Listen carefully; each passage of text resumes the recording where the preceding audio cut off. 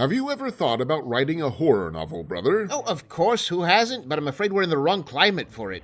A proper horror novel requires an environment that is significantly more New England-y. Alan Wake doesn't take place in New England. It takes place in Washington State. Well, sure, but pine trees, fog, you could tell they wanted it to be in New England. That's where your real pedigreed horror prose comes from, your Edgar Allan Poe, H.P. Lovecraft, or Stephen King. When it comes to writing tales of the macabre, you want an environment where at any given moment you can open up the windows and let in the clammy. I've never really thought of the New England region as particularly frightening, brother. The picture in my mind is more one of quaint brick architecture, intermittent Revolutionary War plaques, and a hardy, independent people physically incapable of pronouncing the R sound in chowder. Oh, that's just what they put in the tourist brochures, Brother Chen.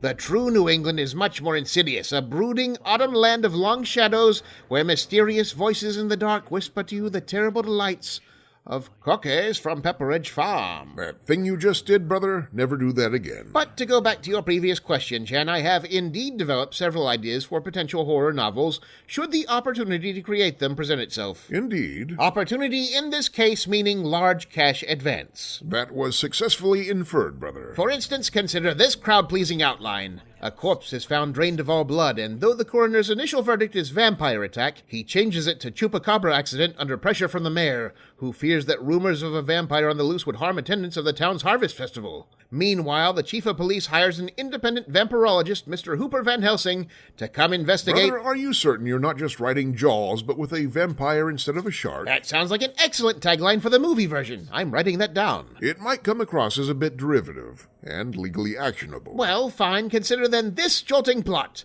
A small town lies in the migratory path of a pack of murderous werewolves whose arrival mysteriously coincides every year with the exact same day that McDonald's does their annual release of the McRib sandwich. And so the townsfolk are conflicted because they live in a state of mortal terror, but most of them also sort of secretly look forward to it every year because of the McRib association.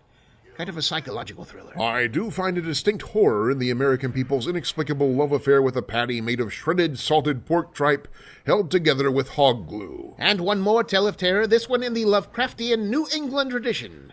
In Massachusetts in 1910, a university student begins a series of forbidden archaeological expeditions into the underground ruins of an early American cult, but horror takes hold when he finds a crude totem statue depicting ancient otherworldly beings beyond human comprehension for the ancient evil that mortal man has long forgotten.